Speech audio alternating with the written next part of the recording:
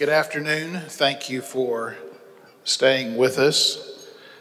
Before I begin my remarks, I'd like to just take a moment to reflect on the incredible changes that I have seen in the kingdom. I worked on my first matter here 33 years ago. And the Riyadh that I visited then as a young lawyer bears no resemblance to the wonderful city that surrounds us today. Similarly, the exposure and experience that is represented in this room cannot be understated from the standpoint of the development and the participation in the world. So the SCCA is just the latest in a long series of evolutionary developments, and it's been remarkable to see and to be a participant in many of those things with people here in the kingdom. There's an old joke in the construction field about the one and only honest project manager. And during the arbitration, they discovered his secret project log documents. And the very first day begins with arrived at site and began setting up for job. Second day entry says, began preparing claim against owner. Now, it's not usually that straightforward when it comes to document discovery in an arbitration in the construction field. And one of the things that will help make it perhaps straightforward is something that is unfortunately a bit out of favor, and that's cross-examination of witnesses. Winston Churchill said that if you showed me where a man stands, I'll show you where he sits. By that, of course, he meant on which side of the House of Commons they were talking on.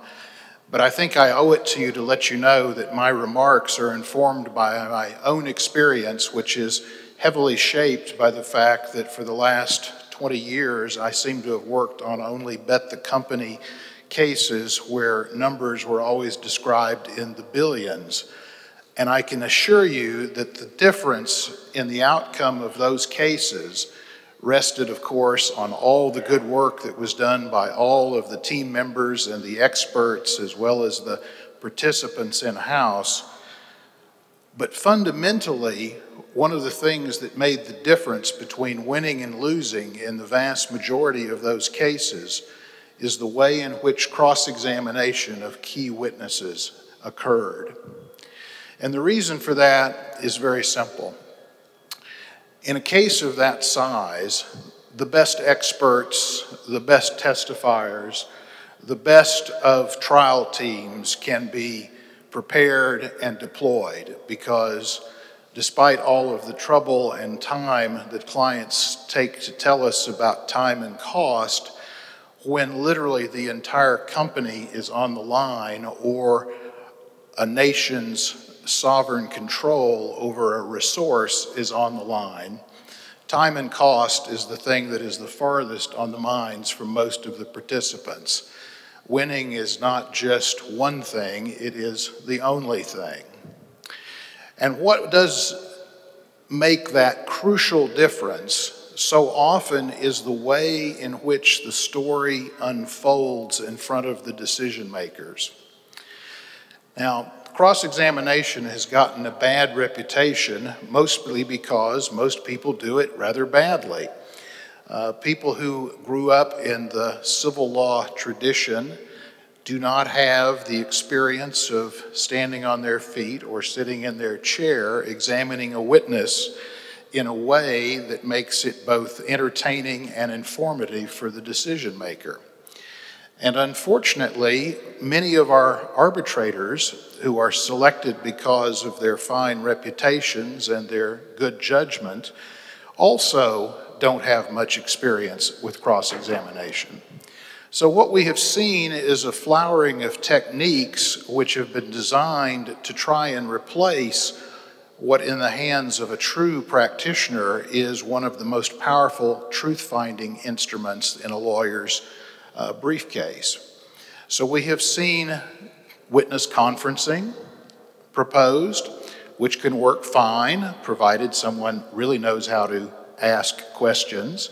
But believe me, just because someone as a lawyer didn't know how to ask a proper cross-examination question or elicit a story, the fact that they have moved to a different seat in the arbitral hearing room and are now called Mr. Chairman doesn't improve their ability to ask questions. It doesn't improve their ability to get to the heart of what cross-examination, if it's properly performed, should really do. And that's the following. Cross-examination is the way of getting your client's points to be made out of the mouths of the witnesses for the other side. It's just that simple and just that complex. And every case is different, that's a truism. So is every witness's personality. So by definition, cross-examination must be tailored, just like a good suit of clothes, to the individual case and to the individual witness. And that takes lots of time and lots of preparation. Far more, and in fact far easier, to turn it over to the chairman for a witness conferencing, where usually things become such a muddle by the end of the testimony that it's almost impossible to put it straight again with questions from lawyers at the end. It would be far better to allow counsel who have lived with the facts of this case and have spent hours and sometimes years of their life developing the way in which the case evidence should unfold, to take the first shot at leading the tribunal through the evidence, both written and oral. And by the time we get to the hearing, if the tribunal has done its job and has prepared all by reading all of the submissions, the tribunal will have a good idea about what really is involved in the case. But they may not understand the crucial factors that drove the decisions that led the parties to the present impasse. And that's particularly true in large-scale construction contracts, which have not only a broad theme, but have multiple sub-themes and multiple sub-disputes. And that same could be said for any form of major business dispute. It just didn't happen because of one thing, or it rarely happens because of one thing. It happened because over a period of time, the parties lost their ability to communicate and ultimately trust with each other, and they could not put the ship aright. And when that happened, particularly if it's a huge project involving billions of dollars, you've got stakeholders that are not only insurance companies, potentially third-party funders, as we've heard about, partners. You may have government agencies involved. You have follow-on effects. You may have insurance, both political and commercial, that is involved. And the process is inordinately complex and is going to require a certain amount of time to sort itself out. Now, people say to me, okay, you grew up in an oral tradition of advocacy where examining witnesses was like having milk at the table as a child while growing up, but not everyone came from that background or experience. And that's true, but it's never too late for people to learn from some of the key techniques. One of those would be know your audience. This is something that many of my U.S. colleagues tend to forget. They get so caught up in the lawyer-driven mechanism of what they're trying to do and leave no stone unturned in the scorching of a witness that they actually lose their audience and the points that they were trying to make.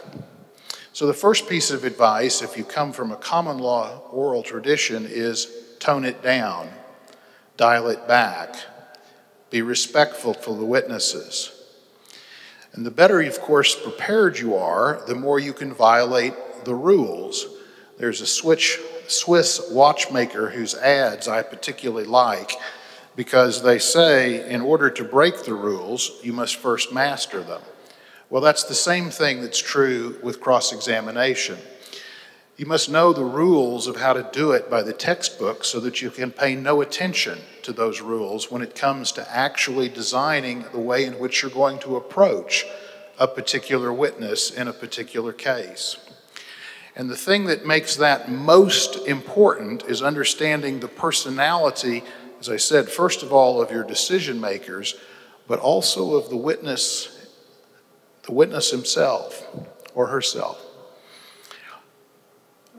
In a case that we did 3 years ago at ICSID, we chose to get a procedural order that allowed us the flexibility to have a certain amount of time for presenting each side's case in the way in which the lawyers thought would be best. That's my favorite form of procedural order for the following reason. Because in this case, it was obvious to me in the 5 years that it took to get to the final hearing that there were two people whose testimony about what happened in the presidential suite of offices was absolutely crucial. There were other things to be said of the many other witnesses who filed witness statements in the case, but that examination probably didn't take us more than 15 minutes of cross-examination questions for each one of those other witnesses, and some we chose not to talk to at all. But for the two crucial people, we were able, because we had the ability to segment the time that we saw fit as advocates, we were able to spend almost 3 hours with each of those two individuals. And by the time we were finished, there was a press release that was issued in the country on the other side of the case the following morning that ran a picture of the hearing room, which is taking open disclosure to a new level the day after. But it referred to us as the Darth Vader of cross-examination.